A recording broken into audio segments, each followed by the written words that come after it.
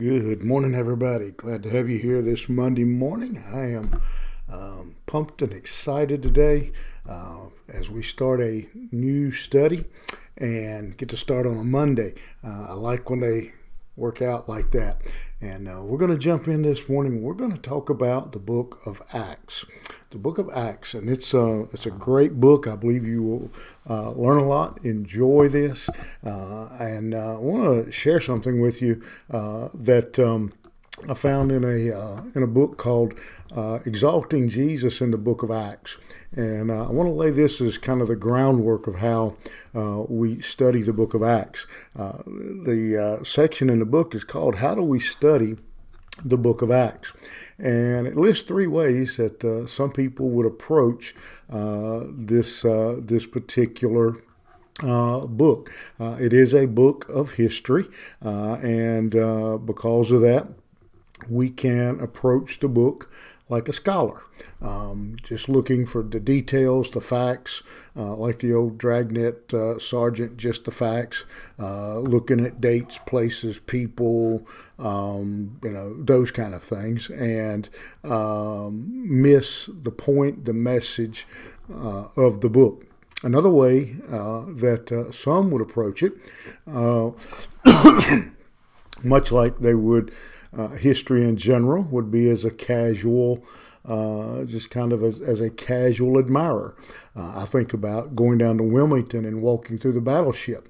We just kind of, walk around a little bit in awe of its size and everything about it, but no real thought to it. We look at it a lot differently than perhaps a man who was in the Navy or even a man who actually served on the USS North Carolina. The third way, and the way I hope we will approach this book, is like soldiers. Soldiers study history to learn from that history to be better at what they do in the future, not to make the same mistakes twice. And so that is very briefly summarizing what the author wrote there about approaching this book. And that again is the way I hope we will approach it, the way I'm going to try to approach it as I lead you through it, is someone trying to learn that from the history of this book. The book of Acts, let's talk for a moment today. We're going to just kind of get an introduction to the book. We have very little doubt, there's very little argument that Luke was the author of the book of Acts. It is obvious that the same person wrote the Gospel of Luke that wrote the book of Acts. The language, the way it's written. It's written to the same man. The two books are obviously connected.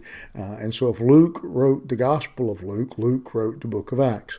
And there's no real question about Luke writing the Gospel of Luke. And so pretty sure, very, very little, I'm sure there's somebody out there that would debate that just because some people would argue for the fun of arguing. But we're going to operate like historically we have always done in the church, and that is that Luke wrote this book, and that this is really, in many ways, Luke Part 2. It is the second volume. He refers back to it in the very first words of the book. He mentions his other writing. Theophilus is the recipient. Theophilus is most likely a very wealthy man who funded Luke's work. The book appears to have been written before Paul was released from prison in Rome, probably around the late 50 ADs. A 50 AD. And so that's roughly the timing of the book. It has a unique purpose and reason for being. It links it stands as a bridge between the Gospels and then the epistles, Corinthians, Galatians, Ephesians, those writings. It records for us. There would be a huge gap in our understanding of the church if we went from the Gospels directly into the letters. So this book gives us the birth, the history of the early church. It explains to us, shows us the desire, the design of God for the church, His plan, and how they all fit together. And then the bulk of the book then from there goes on to explain and show us how the Holy Spirit worked in making that happen.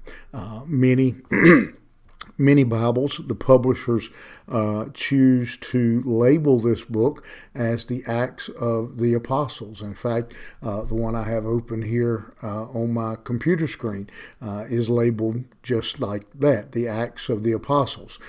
Many publishers, especially I think more in some of the modern not just modern in translation, but just the modern, the newer editions. The publishers have, I think, chosen a more accurate name in calling it the Acts of the Holy Spirit, because that's truly what is going on in this book, is we see the work of the Holy Spirit in empowering and filling and guiding and directing the apostles, the servants, in the founding of the church.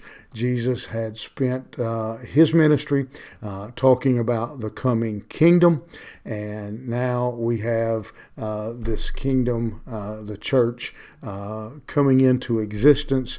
We see it start. We see, and the good thing, one of the good things about knowing that is that shows us then if we see the church in its infancy and how it was designed, we know how God still wants the church to function.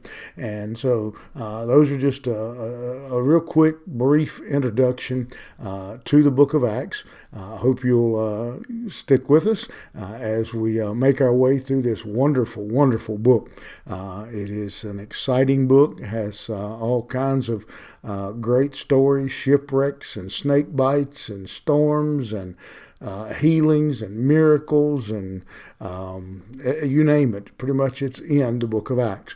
And so I think you'll be blessed over these next well, I don't know how long it'll take, but as we walk through the book of Acts. And so we'll jump into the first chapter, the first verse.